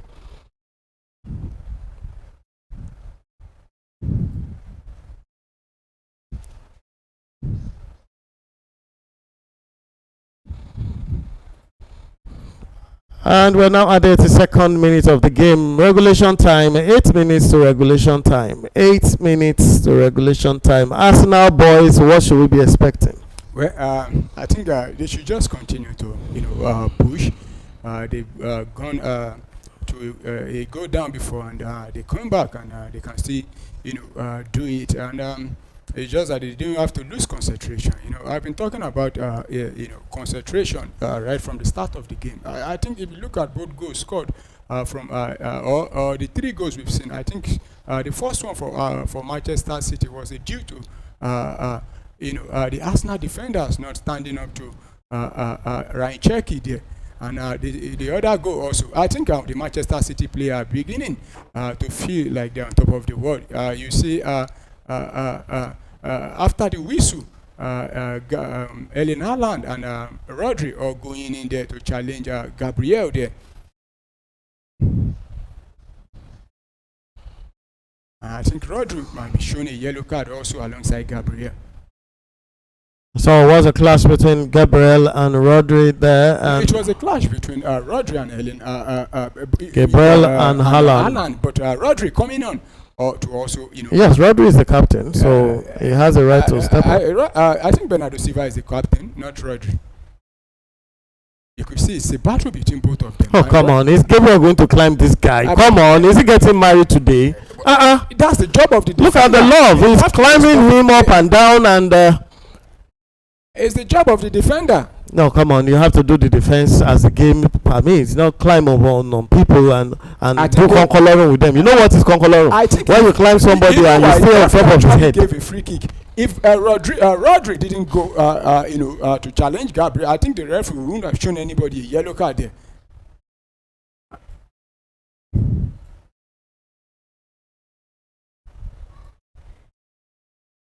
Oh, the referee might be changing his cards. I think it's Gabriela that will be showing a yellow card. I see nothing wrong there, because the Man City players are just, to me, they feel, though they are leading, and they just want to do everything to, make it look like, they are just totally, or out of sight already. So you could see now that I think the referee was actually spot on in that decision. Rodri was the reason both players were shown a yellow card. The referee had already blown for a free kick to City. So I see no reason why Rodri should be going there again to cause another chaos there. I think you could see from the Arsenal, the defense in there, Gabriel, not wanting to commit a penalty, he put the leg there and, quickly move it there, and the other guy is there also. I think, I've been talking about concentration, and the Arsenal players not standing their ground. And now we have City making some changes here. It's the 5th minute. City is making some more changes here, and we have Foden coming in. Foden replacing who Cherky exactly? Replaces Cherky, and Arsenal. Cherky has been taken out for Foden, and that's the first City change in this game. Yeah, and Arsenal also making substitution. Well, surprisingly, Mikel Arteta decided to not replace Kai Havertz, but take what's his name, Zubimendi off for Yeah, he's returning two strikers because he needs goals. He needs goals. So far, honestly, Kai Havertz has been Arsenal's best player in this game, if you ask me. And though it looks like he's tired, but I think he's still Arsenal's best player on the pitch. And also, Ryan check Doku still on the pitch despite him. What a very important interception there by Arsenal. That was a big pullout. That was a big score play from City, but very, very important interception from the Arsenal defense. We send that away. And the game continues. It's a goal. It's a throw-in has been given to Arsenal right there. Arsenal will take one. Hincapi on the ball. He plays one into the midfield, and we see the defense line fighting for the ball. And the long one has been played towards the front. Martinelli chasing the ball, but O'Reilly will put his body in the way. And he has won a throw-in for City. And you can see the fans hailing O'Reilly right there. The young man has been so fantastic in this game. You know, when you take a look at these young men developing, especially players who develop from the academy, you actually see a future coming up there. You know, something similar to what Arsenal has done with Miles Kelly and the rest of them. Yeah, and there's a City player down. I think that's Rodri. I don't think he will be able to continue again.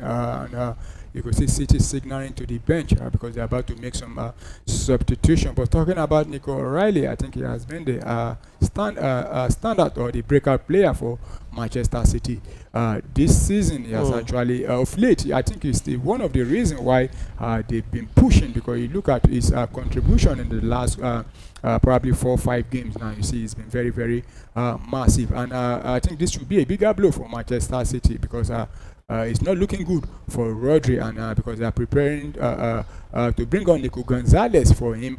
And in the meantime, also Doku, who I was just saying not less than a minute ago that I'm still surprised, still on the pitch because he hasn't really been that fantastic. He has been outmuscled by the young Spanish defender, so he has been withdrawn for Savio, and also Rodri now has been withdrawn for I think that should be Nico Gonzalez. Yeah, so Savio comes in for City, and Nico comes in for Rodri. Rodri was holding onto his crutch, his groin, right there. It was possibly a groin injury. And Nico Gonzalez, that was the Nico that was in Barcelona at the time. Yeah, and before moving to the Portuguese league and coming to Guardiola wanted somebody to do a holding midfielder. Barcelona actually thought he was going to replace Sergio Busquets, but he didn't live up to expectation in the first season. I had to let him go on a loan. Arsenal with a chance here, coming into the area of City. Arsenal still putting it through, pushing towards City, but City will continue fighting. The ball comes to O'Reilly. O'Reilly will try to send the ball away, and then he couldn't do it, so Bernardo Silva will help him out. And the ball has gone into touch for a throw in. Arsenal will pick the ball and throw again. Ben White on the ball, just send it to the midfield. Zubimendi on the ball. Declan Rice. Declan Rice. Zubi has been taken off, pardon me. Declan Rice still running. Why didn't he just allow him to keep running? What's wrong with that player? Like just giving him the ball to continue that run, but he changed the direction and the flow. And now Savinho on the ball. What does he do with the ball? He plays forward, he plays backward, he turns around, he sends the ball back to the defense line. Maguire on the ball, sends it to Donnarumma. Donnarumma will look at options and he will send the longish one looking for Semenyo, but it was too high for Semenyo.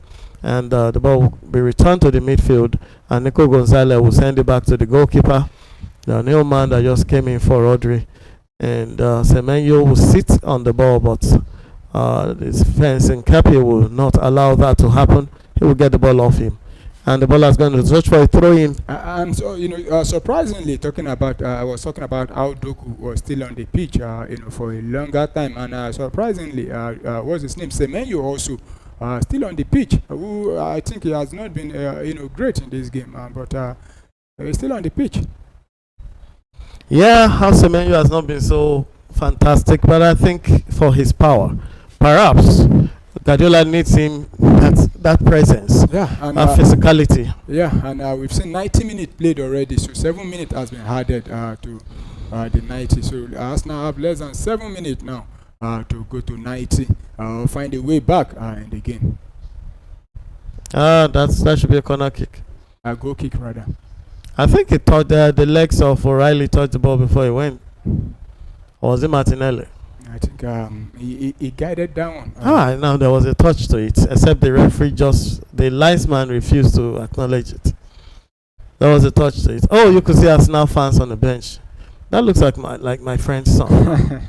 He actually looks like me, but I think he's a Chelsea fan, not an Arsenal fan. And we still have Arsenal showing their jaws here. At first it was City players and City fans eating their fingers, as acknowledged by the Arsenal fan commentator here. But now it's Arsenal fans chewing their jaws and opening their mouth, taking in all the air. They need it in the next 6 minutes of this game. Arsenal into the 18. Is it outside the box, or what's the referee saying? The referee is saying it was a simulation and it should get up. The contact was not enough. That's what the referee is saying. There was a contact, but the referee is saying, look, you dived. You shouldn't have dived. You should have continued running. That was a mild contact. But it was even outside the box, yeah. But you see him diving into the box as much as possible. You want to end that dive like he was going to swim into the box, and perhaps something will come out of it.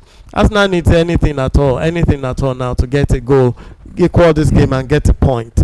Because I felt there was the referee actually felt there was nothing he could do with the ball because the touch itself was too heavy. But if it were to be inside the ball, I think the referee would actually want to give a second thought because there was a contact there from the City. And they will have asked, VAR will have called him back to say okay, or just take a look. But the referee was spot on there. It was outside the box, and the first touch from the Arsenal player there was just too heavy. So there was no how it's going to get onto that one. A longish one from Arsenal, a dangerous one for City, and that was cleared by Kuchanov. Oh no, not Kuchanov. And another chance. Arsenal has a chance. A squad play across, and Arsenal the guard on the ball. He legs it. He turns it to the left wing, right wing, and he's still playing the ball. And he'll send it to the midfield. And what will they do at the midfield? Too heavy for the man. We'll send it down to Martinelli. No, Ben White. Ben White will return it to the midfield. And in the quest to get it to Ben White again, the ball didn't go through. And O'Reilly will push that and lose that possession. I think the young man should be tired by now. O'Reilly. I think he's already tired. You could see from the way he's playing. Looks tired, but A longish one from Arsenal. The ball comes right there to number 11 man, Gabriel Martinelli, and he will send the ball forward. Other guy with the ball, he dances forward, but no, the defender's Bernardo Silva will put his leg to it, and then back to Odegaard. Odegaard will do something. He crosses a longish one, a chance for Arsenal, and a corner kick has been given. Oh, that was Gabriel there. I think that was a very good interception from the Man City player there, Nunes, because Gabriel. He took down away from Gabriel. He just took it from Gabriel because I actually saw Gabriel already pressing the box. He has already pressed out too. I think that was a very good defending and good awareness from Nunes there. Yeah, kudos to Nunes for defending with the last stage effort there for City, and now City has another defense to do against the corner FC. Arsenal, oh my God, Arsenal has a chance. Still Arsenal in the dangerous position for City. Now we're at the 95th minute, about 2.5 minutes to play in this game. We're going to 97 minutes, and Arsenal still with the ball, and City all behind the ball. You can see Erling Haaland defending in the area. It's just 1 point, one goal difference. And Arsenal with the cross, and Arsenal with a beautiful header. Oh my goodness, Arsenal with a sweet Kai Havertz header. You could see the disappointment. Was a touch from the goalkeeper? There was. I don't think there was a touch. It was just a bit, an inch or two higher than the goal line. That was a very good cross. Oh, beautiful cross, connecting header, just lacking the direction. Just lacking the direction. Just take it down 2 inches. Oh, Lord. There was no contact there. I thought it was the goalkeeper. But that was a very good opportunity for Arsenal. Yeah, Donnarumma had it covered though, but had it come I think there was space on the ball there. He might have. But Donnarumma had it covered. I think he even touched it a bit. He had it covered. I think you could see the Arsenal fan there was going into the back of the net there. Some people are going to need their monitors, their heart monitors tonight. Some people are going to need to take the medications to slow down their palpitations, and some people need to work on themselves to sleep today, because I tell you, the fever is rising here. Yeah. Because City goes away with all 3 points here, Arsenal cannot sleep. Arsenal just have to be very, very perfect. The remaining remainder. I said it about a couple of weeks ago. Arsenal find the wrong time to start losing form, because you see Man City, they've been I think Man City have actually gone about 5 or 6 games unbeaten in the league, apart from the Champions League where they were knocked out. But Arsenal, I find it very difficult to get a winner. And we are into the last seconds of the of the additional time. Yeah, so Bayern Munich wins Bundesliga, 35th title they won there, and it's been announced officially that they are taking the Bundesliga today, and Company side has won something, and a lot of kudos to Vincent Company as well, because not only has he done well at the Bundesliga, he has also done well at the Champions League level. He's got his team to the semi-finals, and Arsenal creating something. Oh, see the defender blocking the ball. Erling Haaland will send the longish one away. A longish one. I see the Viraya running after that, trying to be the one to throw, but he gives the ball to his defender. We're now at the 98th minute of the game. 97 minutes have been played, and the fans are now whistling to the referee to stop the game anytime from now. The referee looks at his watch, the referee looks at the ball, the referee looks at the players, and the referee keeps looking around, and he said the ball goes back to the defense of City, and the fans are still whistling. The referee looks up, he puts the whistle to his mouth. What does he do? The referee blows the whistle, and the game is over. Arsenal loses to Guardiola. Arteta loses to Manchester City. And now the league has been open. The league has now been opened by City. You could see the wry smile and the cheapish, mischievous smile on Erling Haaland there. Like, oh, now we are even. We have one game in hand which we must win. And should we win that game, we will now be even. Yeah, what do you think? Yeah, I think coming into the game, City were actually the favorite to win the game based on how they've been probably recent form. You could see both form for both teams. It's actually a little bit contrasting. City having a lot of greens, as now having both red, yellow, and green. But it's actually for the neutrals. I think this is a very, very good match. To watch. It's a very good battle, keenly contested between both the first and the second team. So City winning now means that it's advantage now it's still advantage to Arsenal, because it's still 3 points, and Arsenal just needs to make sure they remain flawless in the remainder of the 5 games, while City also needs to make sure they win their outstanding game, because if they don't win their outstanding game, there's no how they will be able to meet up with Arsenal. But there's something I think that should be left for other probably talk show will probably discuss that, but I just have to talk about it. It's about how City always have a game in hand towards ending of the season. They always I could remember 3-4 seasons ago, it's always the same. You see City having 2 games, less than 10 or 7 games to play, and you see others played and City having a game in hand. I think the league should be at least when you see 2 teams going head to head, I think both of them should be playing simultaneously. What I mean simultaneously, probably the same weekend, to avoid one of them getting more, having a game and the other one not having again. So but congratulations to Manchester City and Arsenal. I think if Arsenal had been performing this Man City would not have been this close, because to me it was a defeat for Arsenal, but I think I saw a little bit different from the way Arsenal played today and the way they played in recent games. And I think it's close to the players coming back also from injury. I think the inclusion of Martin Odegaard actually gave Arsenal something to play, and you could see Mikel Arteta trying to twist the formation. You see him playing easy from the left-hand side of the attack. You see him taking Mosquera as the right back, and for about 60 or more minutes, I think it actually worked. And there was a time in the game Arsenal could have gone ahead. 2 times Arsenal, they would work there. Not that they didn't create their own chances or had any opportunity, but I just think the better team overall actually, won the game. Yeah, I think it was a fairly contested game, if you ask me. Yeah, very keenly contested and a fair result as well. It was just about who took their chances better than the other, because Arsenal created enough chances.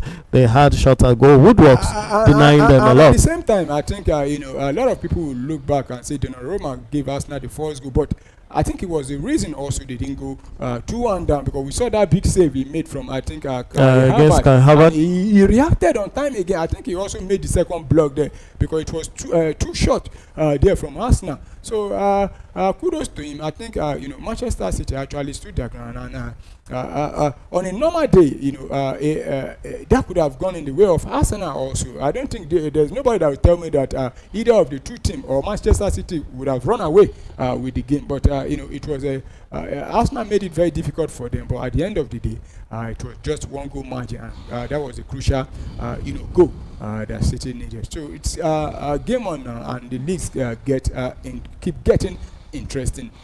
Right, so City will be playing during the week, and let's take a look at their opponent.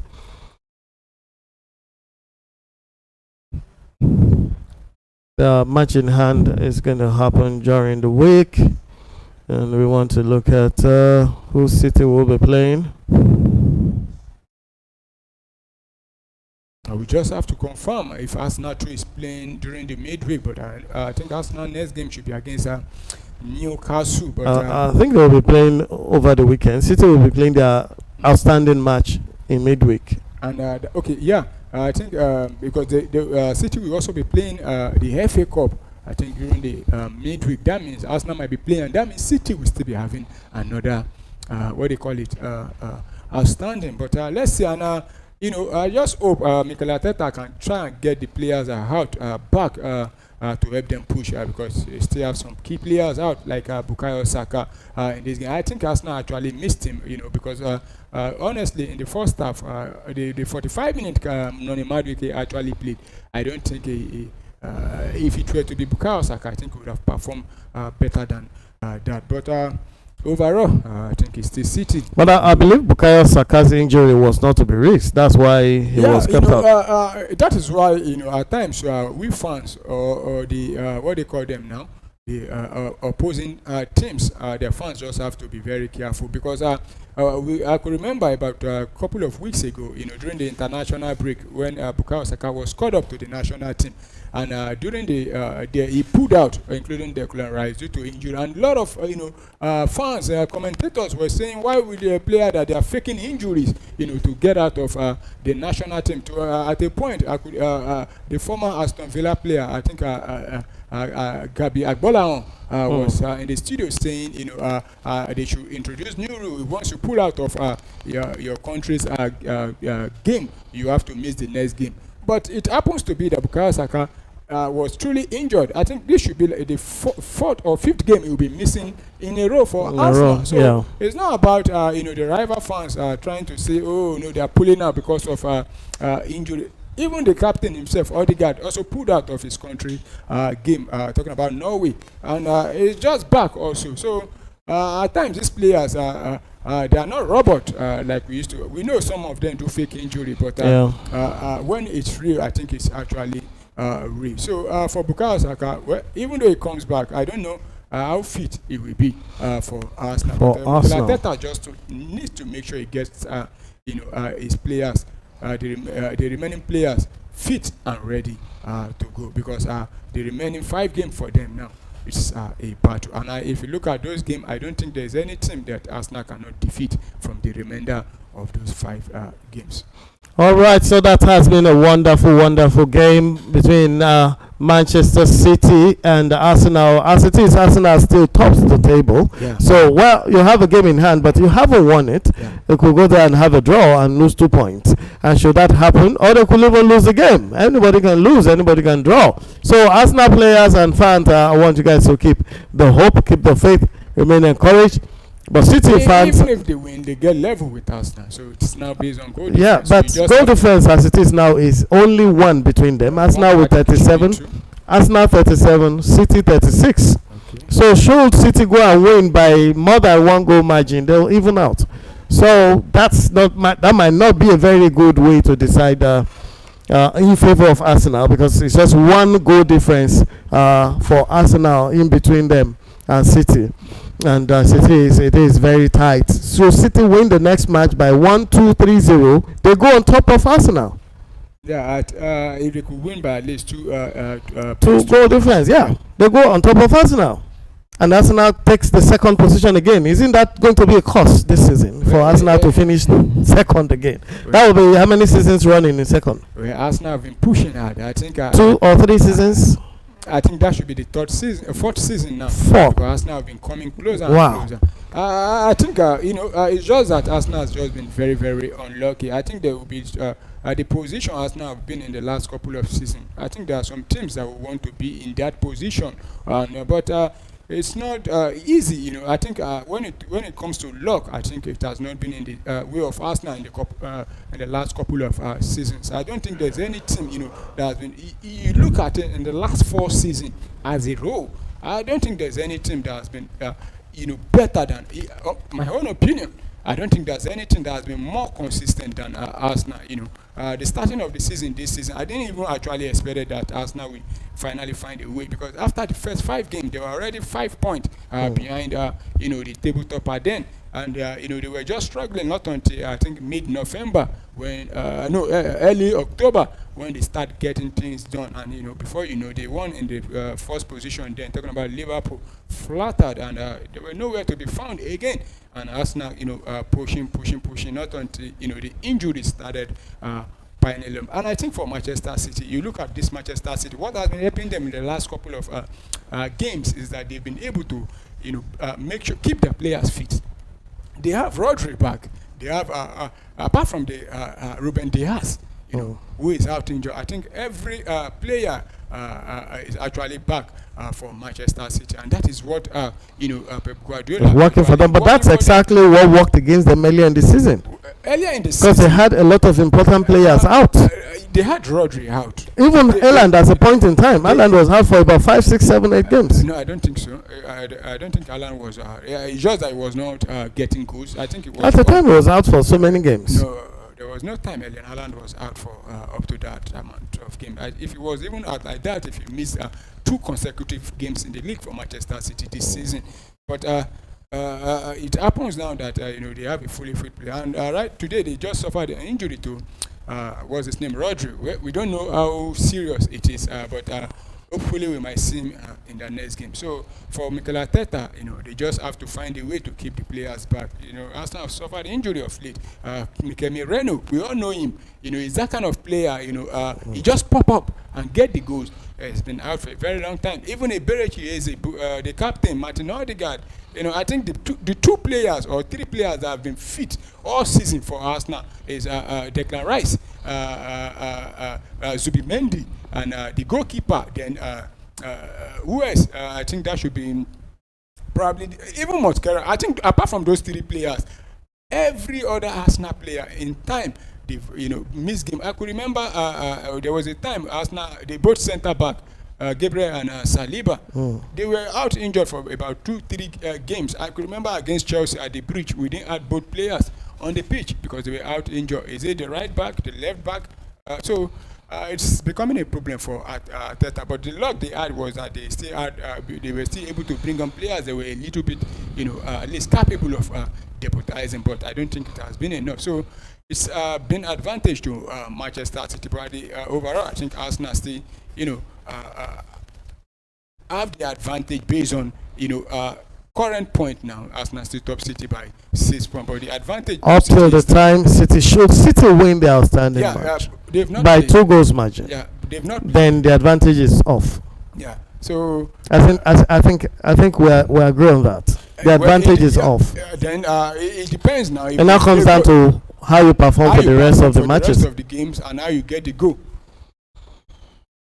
Wow, so viewers, ladies and gentlemen, it's come to that point where Arsenal fans will do more than praying. I know a lot of Arsenal fans went to church and went to their various religious centers today to go and pray for Arsenal to win this match or get a draw from this match or get a point, and that didn't happen. But as it is, there are still so many possibilities. There has to be several calculations. City has to drop points, and Arsenal needs to win all their games. Well, I don't think City needs to drop points. I think Arsenal just need to win all their games, and even if City wins all their games, Arsenal can still go ahead and win the league. If City wins all their games, and Arsenal also win all their games, and City wins all their games, we'd imagine more than one goal difference. Well, it doesn't matter. You're talking about their standing with the margin of more than one goal difference. What I'm saying is the remainder of the games, Arsenal can go ahead and defeat teams 4-5-0.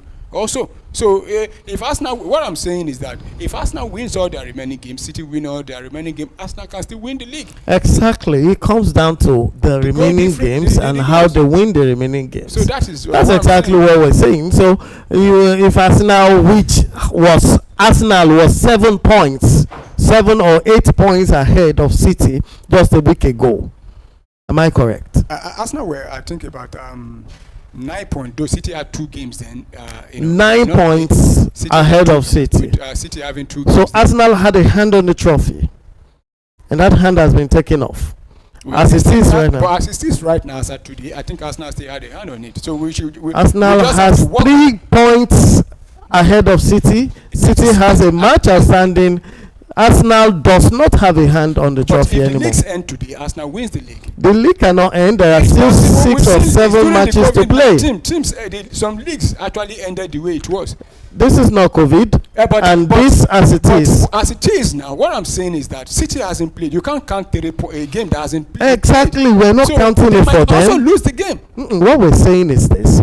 If they Before now, Arsenal had an advantage that even if City won and Arsenal was able to draw or win City, Arsenal will still be ahead. Yeah. But right now, should City win, Arsenal does not have any hand on the trophy anymore. But if City lose, what happened? That now becomes your prayer that City loses. City also prays for Arsenal to lose. No, as it is, Arsenal does not even have to lose. City just has to win with more goal margin. And it's still the same, but you are saying City just have to win with more goal margin. Yes. What I'm saying that Arsenal just have to win the remaining game with more goal margin also. Exactly. So that means Arsenal does not have any advantage anymore. But Arsenal, as it stands now, Arsenal still have advantage. All right, I'm going to agree with you. As it is, 67 points to 70 points. Arsenal still has more advantage over City until City plays the outstanding match, and let's see the result of that. Then we can have this conversation again on Friday, I suppose. Yeah, definitely. Right. So thank you, ladies and gentlemen, for staying on the show, and we have had a great time watching this football. Football is beautiful, so sweet, so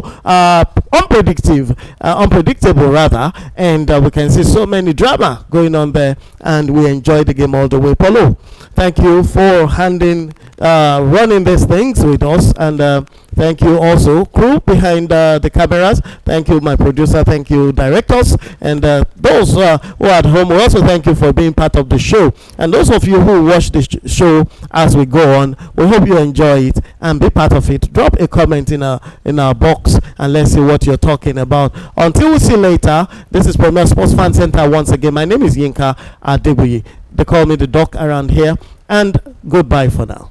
On Premier Sports Fan Center, where football stories are not just reported, they're broken down into clarity and insight. My name is Yinka Adebuyi. Friends call me the doc around here. Today's episode captures the intensity of modern football and transfers, battles between European giants, international controversies involving African pride, and global superstars delivering on the biggest stages. From the boardroom tensions to on-pitch brilliance. And this is football and its dramatic absoluteness. Now to analyze and discuss some of these points with me, I have a wonderful analyst in the studio, Paul Lowski. You're welcome, Paul. Yeah, good evening, viewers. Good evening, the doc. Thanks for having me. Thank you for coming. We appreciate you being here all the time. Yeah. And today we're getting straight into it right now, and we're taking the first segment. And if you're watching this from out there, this is Premier Sports Fan Center, and we would like you to subscribe, share, like our programs as we transmit to you. Just click on the bell button, like us, and share with your friends, share with your family, share with people in your workplace, so that we can get to reach more people together and we can enjoy these discussions as we go. So tonight we're looking at the first segment here, and the first topic we're taking will be on Michael Olise's transfer tug of war. Power play in Europe. The transfer market is already heating up right there in Europe. Up and at the center of it is our own Michael Olise of Bayern Munich. Of course, he's a French Nigerian player. Bayern Munich must have sent a strong message by dismissing interest from Liverpool, making it clear that Olise is not available for sale, despite reports of a massive 200 million euro offer from Liverpool, or valuation right there. This is more than just a transfer rumor. It is a statement of intent, and Bayern are protecting their asset, while Liverpool are seriously determined to build up their attacking strength and force in the coming season. Also, this raises a very big question about power in modern football and who really controls the market. So, is Bayern right to put a hold on Olise? Do they have the is it justified? And financially for them, if they could get a 200 million sale for Olise, wouldn't it add to their portfolio? Well, I don't think there's any club that will pay 200 million for Michael Olise at the moment right now. They can still get at least 100 million. Or do we say 150? Florian Wirtz was sold for how much? 130? That's in euros, depending on the figure, on the currency now. Well, even at 150,000, I don't think 150 million euros. I don't think they will get any club that is willing to pay that. A lot of people who have been tipping him, to go to Liverpool to replace Mohamed Salah. But you look at it at this moment, I don't think Liverpool will be able to spend that amount, because we saw how they spent lavishly during the last summer transfer window. But right now they have a problem, because Mohamed Salah is going, and they will need to find a replacement. But Michael Olise will be a very good fit if he goes to Liverpool. He's been in the league, he knows the league. He's not just an he has been part and parcel of Crystal Palace when he was there, and also in the league. So in going to Liverpool will be a very good fit. But the issue is that I don't think Liverpool will be able to cover that amount that Bayern Munich should be willing to let him go for. And at the same time, regarding the question, I don't think Bayern Munich will even let him go. They recently signed him, because you look at Bayern Munich now. They brought him to replace the likes, because they've not been able to replace Arjen Robben, since he left. Now you have someone that is coming closer to him, and you just want him to go so easily. Then that means you have to start afresh again. If the money is right, what do you think? I can't remember seeing. I can't remember the Bayern Munich selling a player, for a huge, humongous amount of exceeding maybe 60 million, pounds. I don't think Bayern Munich are in any financial difficulties right now. Although if the money is outrageous, if Liverpool or any club or even Real Madrid has been linked to him,